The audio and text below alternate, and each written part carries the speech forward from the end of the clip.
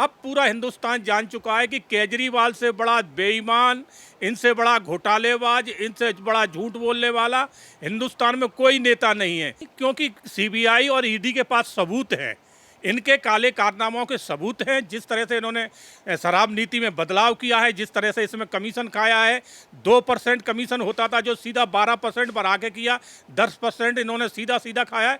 तो नमस्कार, स्वागत है आपका हमारे चैनल पर। जिस तरीके से दिल्ली के मुख्यमंत्री हर बार ये बात कह रहे हैं कि दिल्ली में कोई शराब घोटाला नहीं हुआ है बल्कि फर्जी खबरें फैलाई जा रही हैं, तो वहीं दूसरी तरफ दिल्ली की ही शराब नीति को लेकर एक न्यूज़ चैनल के कमर्शियल हेड की गिरफ्तारी की है, सीबीआई की तरफ से गिरफ्तारी की गई है। आपके लिए बता दें कि जहाँ एक के बाद एक बड़ी गिरफ्तारियाँ हो रही हैं, तो वहीं दूसरी तरफ आम आदमी पार्टी सरकार जो है वो दिल्ली में हुए शराब घोटाले को लेकर नकारती हुई नजर आ रही है। इस पूरे मामले पर बात करते हैं, हमारे साथ मौजूद हैं आई सिंह भदौरिया जी। सर, आप भी दिल्ली के रहने वाले हैं। दिल्ली में हुए शराब घोटाले को लेकर आज सीबीआई ने एक बड़ी गिरफ्तारी की है कि एक चैनल के कमर्शियल हेड पर शिकंजा कसा गया है, और वहीं दिल्ली सरकार ये कह रही है कि दिल्ली में कोई शराब घोटाला ही नहीं हुआ है। सरिन, आपने देखा होगा जब से ये शराब घोटाला आया है तब से केजरीवाल झूठ पे झूठ बोल रहे हैं। इनके मंत्री जो जेल में जा रहे हैं, बंद हो रहे हैं, आरोप सिद्ध हो रहे हैं। जिस तरह से इनके बिचौलिए थे, बिचौलिए पकड़े गए, वो कह रहे हैं कि हाँ इतने % कमीशन दिया गया। कोई मीटिंगें हुई हैं तो केजरीवाल की उपस्थिति में हुई हैं, फिर भी केजरीवाल झूठ बोल रहे हैं। तो केजरीवाल झूठ के अलावा और कुछ बोलते ही नहीं हैं। और शराब छोटा बड़ा पूरा घोटाला नहीं है, बहुत बड़ा घोटाला है, ये खुल के सामने आ ही चुका है। जिस तरह से इन्होंने शराब नीति को नकार के एक प्राइवेट नीति बना दी, जबकि आबकारी नीति एक सरकारी नीति होती है जिससे आम जो शराब प्रेमियां हैं या दुकान वाले हैं, बिजनेस वाले हैं, उनको इससे लाभ मिले सरकारी नीति से। मगर उन्होंने उस नीति को ख़त्म करके प्राइवेट नीति बना दी जिसमें टोटल ठेके एक कंपनी को दे दिए। इस आबकारी नीति का एक नियम है कि L1, L2, L3, यानी कि जो शराब बना रहा है वो और होलसेलर और रिटेलर एक नहीं हो सकते, ये सब अलग अलग होना चाहिए। मगर इन्होंने सारे ठेका एक साउथ की शराब कंपनी को बुला के और यहाँ दे दिए। दिल्ली की भी किसी कंपनी को नहीं दी, हरियाणा की किसी कंपनी को नहीं, साउथ से बुलाई जो कंपनी उसको ठेके दिए। तो केजरीवाल की नीति यहीं से पता चल जाता है कि जब उन्होंने इस तरह से पूरी नीति को ही ध्वस्त करके और प्राइवेटाइजेशन कर दिया, तो यहाँ से मालूम होता है कि इसमें कितना बड़ा घोटाला है। सर, एक तरफ केंद्रीय एजेंसी सीबीआई ने इस पूरे मामले को लेकर हेड कमर्शियल की गिरफ्तारी की है। संजय सिंह जो कि आम आदमी पार्टी सरकार के राज्यसभा सांसद हैं, वो तो अभी ये तक कह रहे थे कि जो लोग फर्जी खबरें फैला रहे हैं उनके ऊपर एक्शन होना चाहिए, पर सीबीआई तो इस पूरे मामले पर एक्शन ले रही है। बिल्कुल, सीबीआई अगर किसी के ऊपर अगर हाथ डालती है, किसी को गिरफ्तार करती है, तो पर्याप्त सबूत होने के बाद ही काम करती है। बिगैर सबूत के सीबीआई किसी के घर पे भी नहीं जाती। तो जब पूर्ण रूप से सबूत मिले होंगे तभी सीबीआई ने ये टीवी चैनल के हेड को गिरफ्तार किया है, नहीं ऐसे नहीं करेगी। अब आप देख लिए केजरीवाल की तो झूठ और सच यही पता चल जाता है। जब राजनीति में आए तब कहा था कि हम कोई सरकारी सुविधा नहीं लेंगे, कोई जो है ना हम सरकारी गाड़ी यूज नहीं करेंगे, बंगला यूज नहीं करेंगे।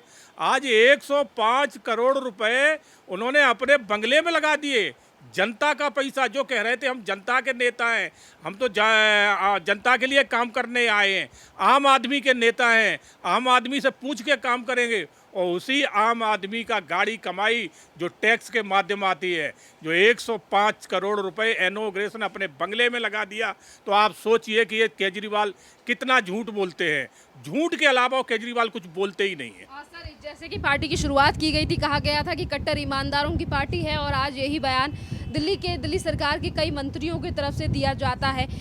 उत्तर प्रदेश में हुए नगर निकाय के चुनाव में भी लगातार बड़े वादे किए गए थे, पर उत्तर प्रदेश में सर ईमानदार सरकार को भी नोटा से कम वोट मिले हैं। क्या ये शराब नीति के खुलासे का असर है उत्तर प्रदेश में भी? सरिन, बहुत अच्छी बात आपने कही। केजरीवाल का जो चढ़ाव था ना, जो कहते हैं ना उठाव, वो जितना होना था हो चुका, क्योंकि लोग उस टाइम समझे नहीं थे।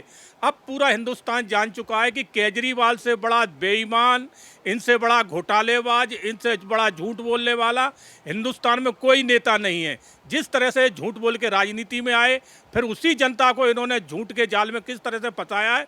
और मगर आप एक चीज़ मानने पड़ेगी बंदे की, जब वो झूठ बोलते हैं तो उनके आप मुंह पे सिकन मत देखना, बिल्कुल ऐसा मुंह करके कि जी हम तो बहुत बड़े कट्टर ईमानदार हैं।